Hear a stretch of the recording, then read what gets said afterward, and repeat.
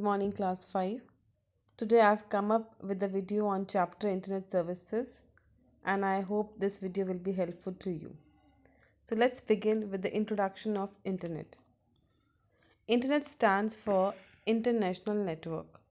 It is the largest computer network in the world, connecting millions of computers. The internet is an increasingly important part of everyday's life for the people around the world. But if you have never used internet before, all of this new information might be confusing. So therefore, let's explore the term internet in detail. The internet is a global network of billions of computers and other electronic devices which might include mobile phones, smartwatches, smartphones and much more. With the internet, it is possible to access almost any information. We can communicate with people in the world who are sitting in any part of the world. We can do a lot of surfing, like getting information about various topics, etc. So in concise, I can say a network is a group of two or more computer systems that are linked together and they form a global network. These computers, when they are connected, they use some mediums like telephone wires, modems, satellite links, or other means of enabling them to share the information among now each let's other. See the various ways to connect to internet. The very first device which will connect you to internet is modem. A modem stands for modulator and demodulator. It is a device which allows a computer to send or receive information through telephone lines. A modem is also sometimes called as a broadband modem. It's a hardware device that connects a computer to a network. But broadband modem is actually an external device that will connect your computers and other networking device using either a network cable or a wireless connection. Now let's understand that how does modem works. A modem converts a digital signal to an analog signal at sender's end and again converts back analog signal to digital at receiver's end.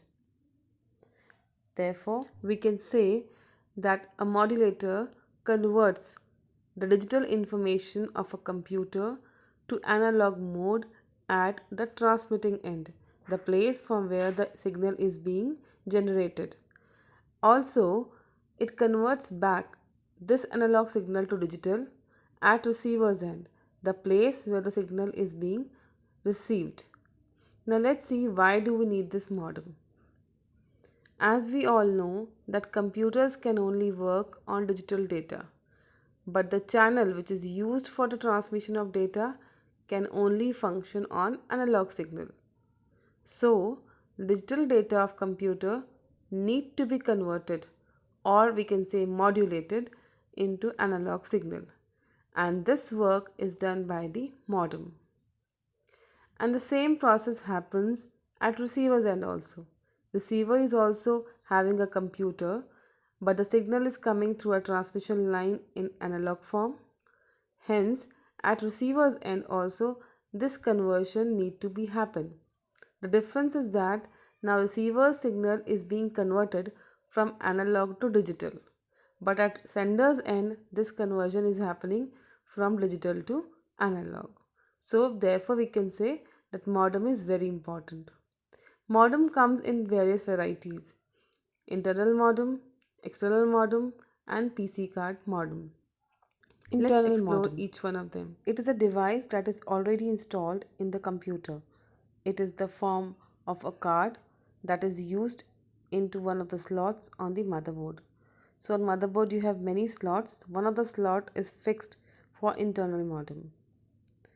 Another type of modem is external modem. A modem that is installed outside the CPU. It is in the form of a box, and this type of modem has indicator lights that display the status of modem. So by looking at the lights, you can decide, you can find out whether the modem is working or not, or it's providing you with the signals or not.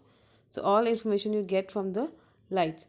Nowadays, you must have seen this device at your home, those who are using the broadband connections.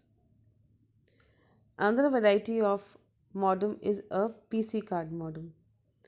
It is designed for laptops and handheld computers.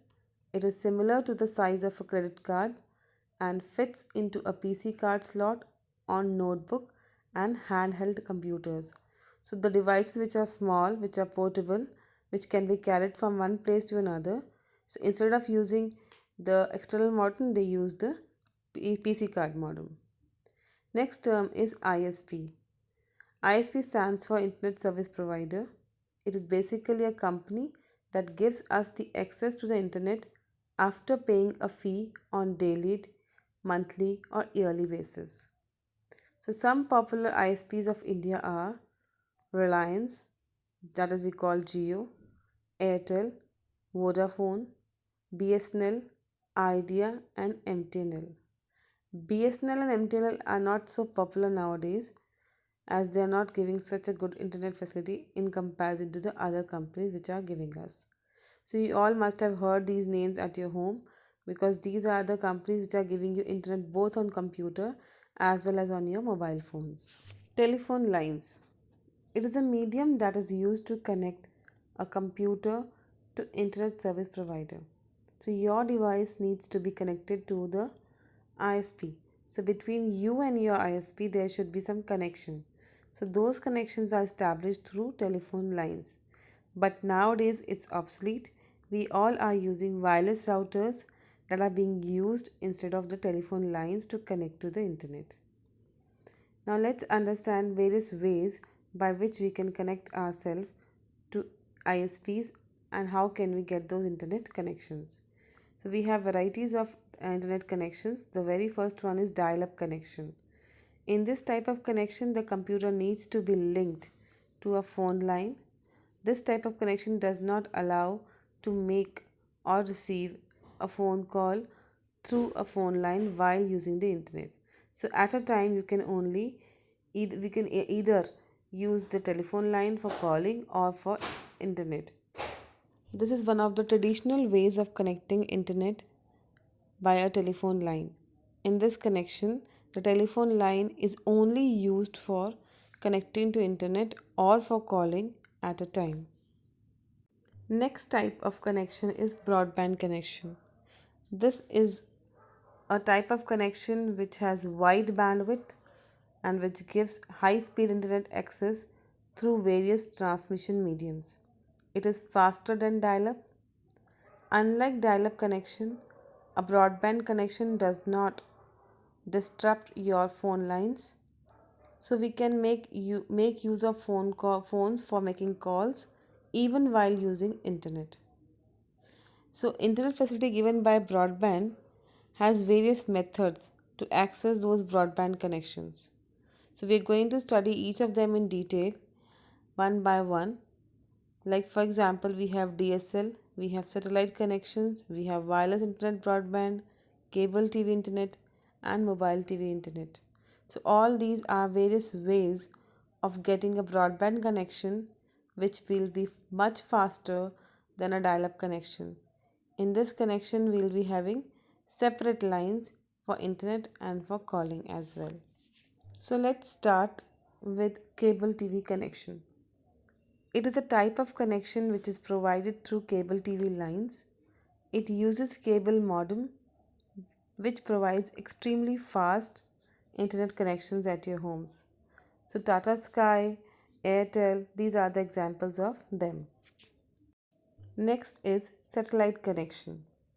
This type of connection requires the use of satellite dish to be installed in order to connect to satellite. It is basically useful in the areas where broadband facilities are not available.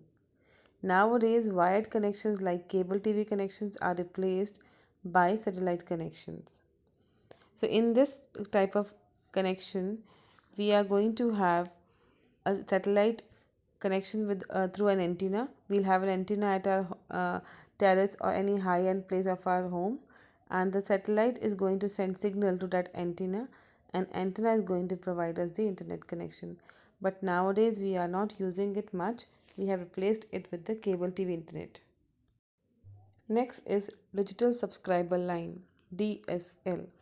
This type of connection uses two-wire copper telephone line to so that you can make phone calls even while using internet. It is a type of broadband connection in which you pay monthly fees to an ISP for accessing internet. So whatever we are using right now at our homes, it is basically a DSL line only. In DSL technology, we use two separate line wires that carry, one of them carry the data and another one of them carry signals. So even if you are making a call, your internet connection will not be interrupted. Next is mobile internet.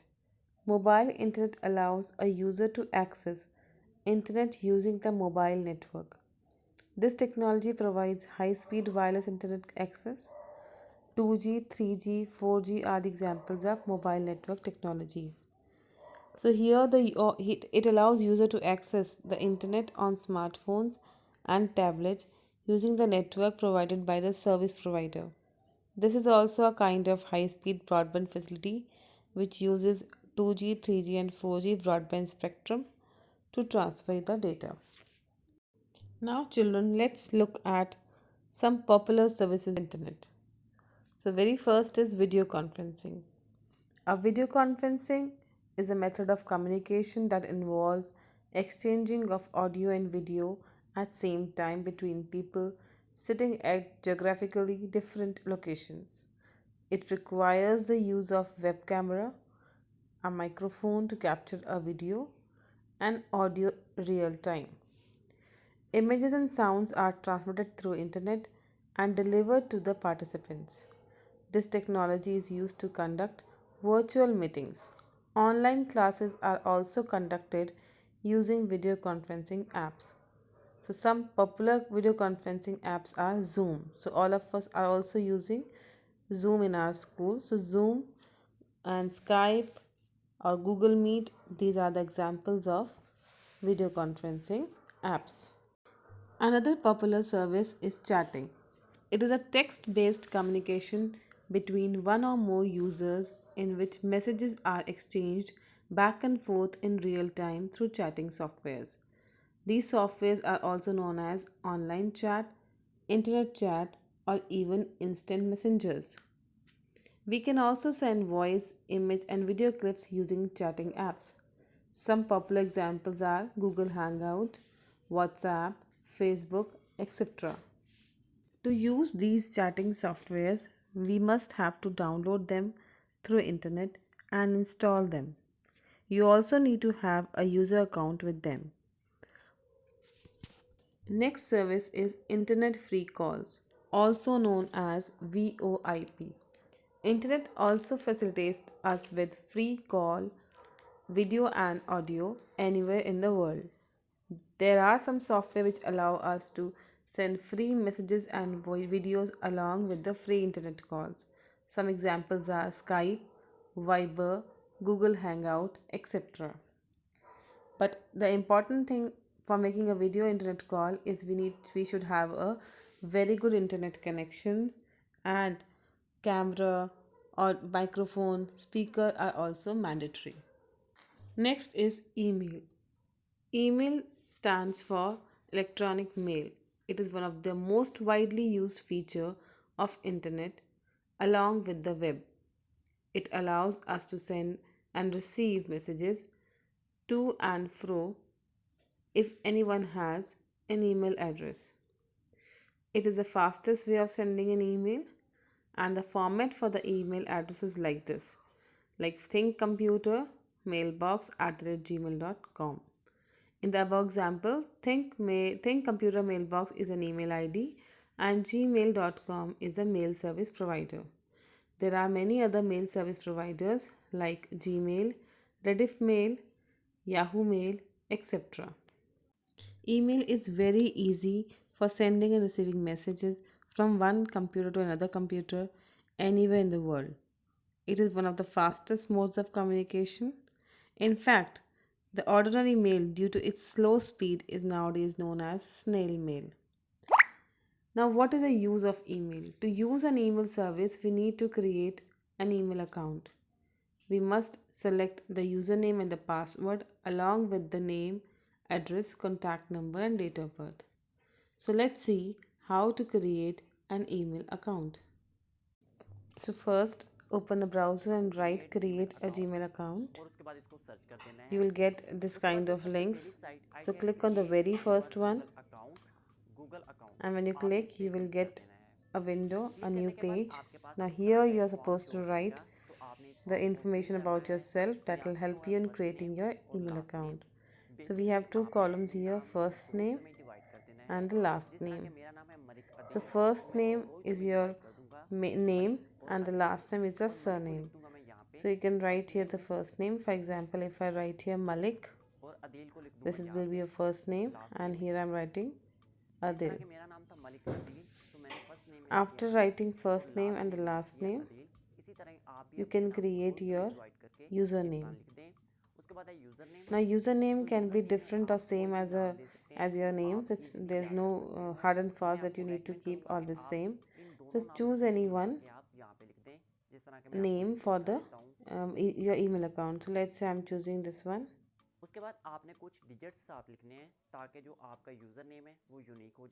Yeah, once you type it, then it will tell you whether this name is unique for you or not.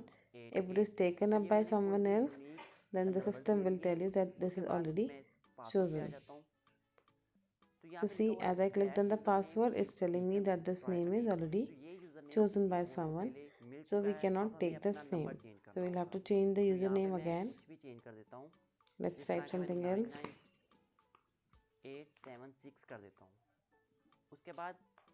Okay, now let's check again. Now, yeah, it's fine now. Now type any one password here. Yeah, make sure your password should be a strong password. It should include numbers, alphabets, capital alphabets, and some special key. So let me try one.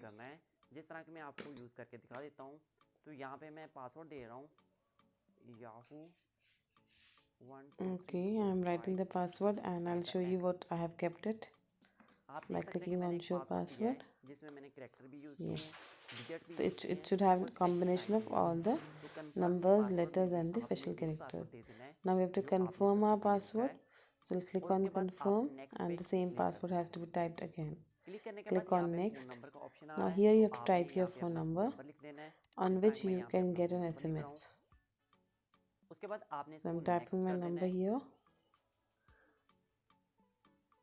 Now we will get a password from Google, a code, a verification code we call it. We'll get it and we'll type it here. It will come in the form of SMS.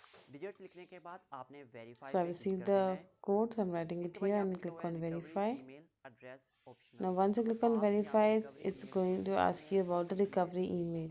If you have any other email, you can write it here. Else it's not compulsory, it's an optional one. So we'll leave it like this. Let's fill up the date of birth. This is used to know the age of the person who is creating an account. So I'm just writing a date of birth here. And then gender, male or female. And then click on next. Now your account is created. It's saying yes, I'm in. So I have now to click on agree because I have to follow all the policies of Gmail now. So I agree, and hence your email account is now ready. Now simply you have to click on www.gmail and you can open your account. Now let's see if you have an account and how will you open it. So you will open Gmail and you'll get this ID typed here. You'll write your password and your inbox opens. Now let's see how to create a new message for sending. So click on compose. On the box where it is written to, you'll write the ID of the person to whom you want to send the mail. So in the to column, it asks for the ID of the receiver. Then subject, whatever is a message you want to type, you can type here subject, and below it you can type the message. Once the message is typed, then you can click on send to send the message, and if there's an attachment, you can click on attachment as well. So simply I am clicking here on send if I only want to send a message. If there's some attachment, I have to click on the paperclip icon, and hence I'll get a separate window from where I need to pick up my file to be attached. Right? We can also add more recipient by clicking on BCC and CCC. Here we can add more recipient if I want to send the same message to multiple people. So you have to write more ID here. I can add any number of people here in this recipient list. There is no such limit on how many recipients can be there. So I'm writing one more. Yeah, now once it is done, then we can click on send. So that's all for today, children. Thank you for watching, and I hope you must have liked the video. We'll come up soon with next video. Bye bye.